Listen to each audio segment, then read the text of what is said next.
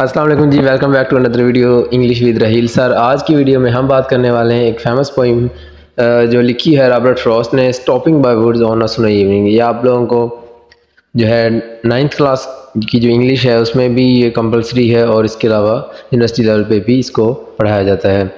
तो सबसे पहले इसका ओवरव्यू देख लें।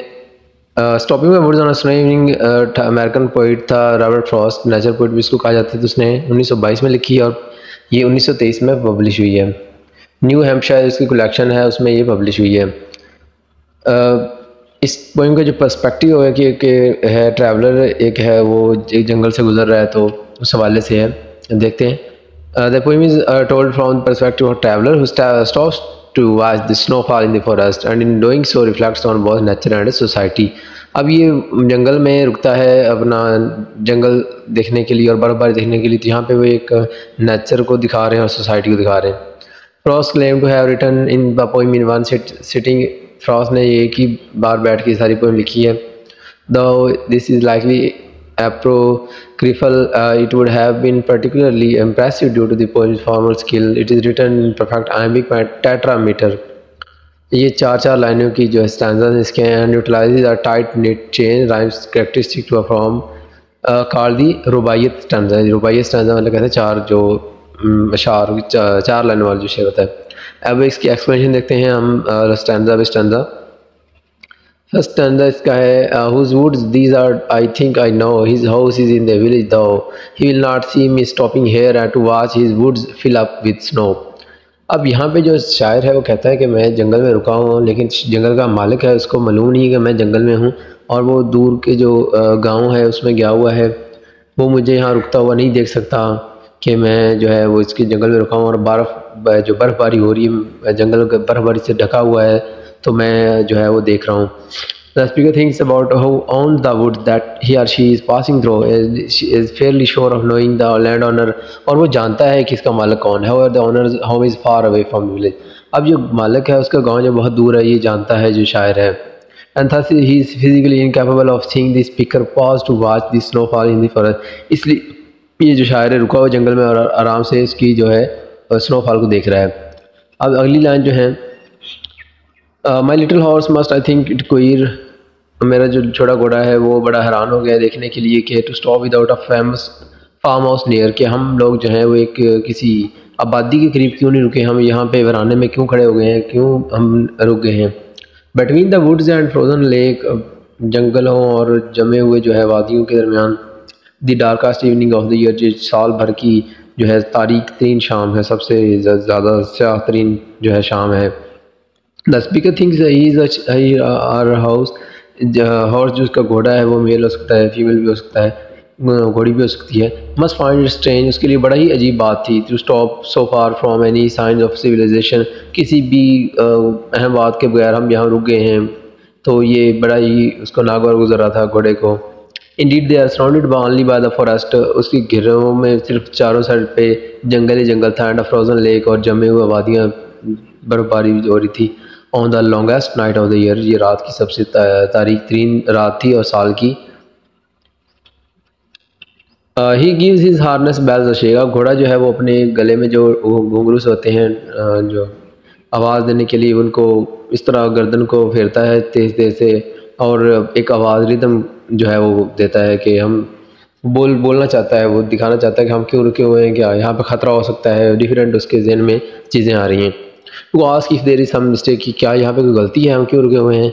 The only one other sound sweep of easy wind and downy flavour, यहाँ पे कोई और चीज़ की आवाज़ नहीं आ रही सिवाय वो एक जो है हवा है, तेज़ हवा चल रही है, जो है वो एक जैसे स्वीप करते हैं इस तरह की आवाज़ें आ रही हैं, और यहाँ पे कोई आवाज़ नहीं थी।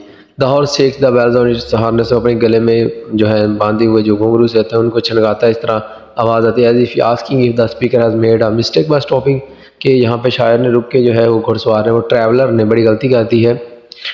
The only other sound beside the ringing of this bells is that of the wind, अब यहाँ पे जो है बेल जो है इसके अलावा जो दूसरी आवाज़ आ रही थी वो हवा की थी, एंड फॉलिंग स्नोफ्लेक्स, और गिरती हुई बर्फबारी की थी।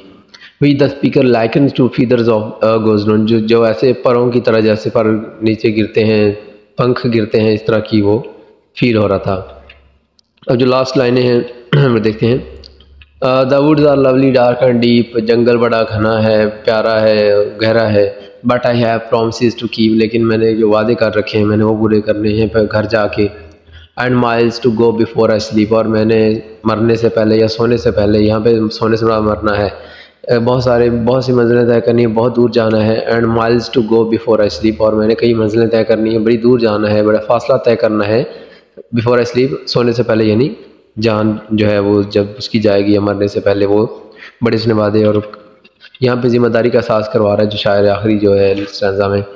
The speaker finds the woods very alluring, drawn to the darkness and how vast and all encompassing they seem. However, the speaker has obligations to fulfill elsewhere. Thus, though he or she would like to stay and rest, the speaker knows there are many more miles to go before that will be possible. यहाँ पे जो है शायर है वो अपनी जिम्मेदारी का एहसास कर रहा है कि मैंने अभी जाने के बाद बहुत सारे काम मेरे रहते हैं जो मैंने पूरे करने हैं।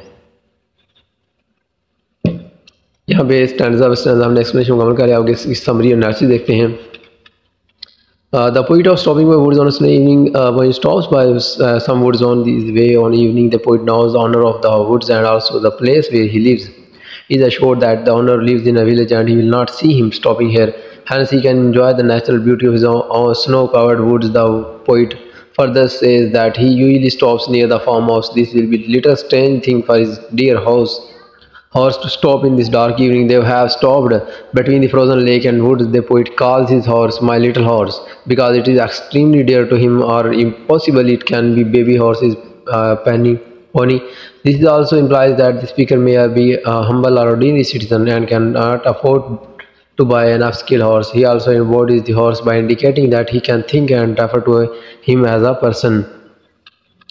In the next few lines of the poem, the poet suggests that the weather is cold enough to freeze a lake. The words like darkest evening suggest several things. It can be meant that the poet was very depressed due to his long journey and chilling weather. It can also mean it was the longest night of the year with maximum hours of darkness. In this case, it can be a winter peak in the northern Hampshire. The poet says that the horse is shaking its head and ringing the bell attached to its harness. This suggests as the horse is asking his master whether there is an issue, because it is unusual for him to pause by the woods within the darkness. And the most important thing in this poem came, that is sound imagery. There are only three sounds can be heard. There are the sounds of the harness bell, light wind, and the snowflakes. In the last few lines of the poem, the poet describes the woods using three adjectives: lovely, dark, and deep. It means that the poets are enjoying the scene and want to cherish the beauty of nature for a longer time. But he has other liabilities in life. He has traveled a long distance before he sleeps, so he can't stop there for a long time. Therefore, the poet repeats the last line to draw the attention of the readers. In the last line, he metaphorically refers to sleep as death. The writer says, in our real life, we want to do many things, enjoy many moments, but due to our responsibilities, we have to move on as we have many desires, but it is not possible to achieve them in a short span of life. Life has its own plans for us. Again, different people have different thoughts. Some critics interpret the words of the poem in a different way. The woods here can also suggest distractions and temptation during our journey of life. Some people believe that the poet wants to say that we should focus on our goals of life. We must accomplish our duties before we die. So we should not spend our valuable time on distractions of life. So last में हम इसके theme देख लेते हैं। Theme major इसके themes है nature versus society. यहाँ पे एक नेचर है, कुदरती खूबसूरती, जिसमें वो फंसा हुआ रहना चाहता है। एक तरफ सोसाइटी है, माशरा है, जिसमें जाके उसने अपनी जिम्मेदारियाँ पूरी करनी है। दूसरा सोशल ओब्लिगेशन, माशरती जिम्मेदारियाँ हैं। और वर्सेस पर्सनल डिज़ायर, उसकी जो ज़ाती ख्वाहिशात हैं, ये भी एक थीम है। तीसरा हेजिटेशन एंड चॉइस, एक चीज़ की चाहत है और एक चीज़ को वो चुन रहा है, चॉइस उसकी। तो ये तीन मेजर थीम है जो है आज के टॉपिक में हमने बात की है stopping by woods on a snow evening. ये जो पोइम है रॉबर्ट फ्रॉस्ट की, बहुत फेमस पोइम है, बहुत मशहूर है। इसको हैम्पशायर कलेक्शन में इसने 1923 में पब्लिश करवाया है। तो आई होप कि आपको आज का लेक्चर बहुत डिटेल से मैंने समझाया है, आपको समझ आया होगा। बहुत आसान से नोट्स है, ये आप उनको याद करके समझ के जो है अपना लेक्चर तैयार कर सकते हैं। तो आई होप आपको तमाम चीज़ें क्लियर हो चुकी होंगी। आप लोगों ने तमाम वीडियोज़ जो हैं उनको मुकम्मल तौर पर देखना है ताकि आपकी सभी चीज़ें, सभी पॉइंट्स वो क्लियर हो रहे हैं।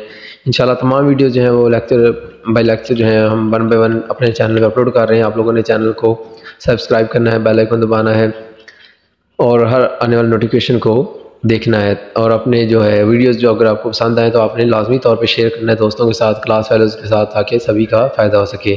तो इसी के साथ आज के लेक्चर में इतना ही। मज़ीद वीडियोज़ के लिए हमारे चैनल को के साथ आप जुड़े रहें। Thank you so much. अल्लाह हाफ़िज़।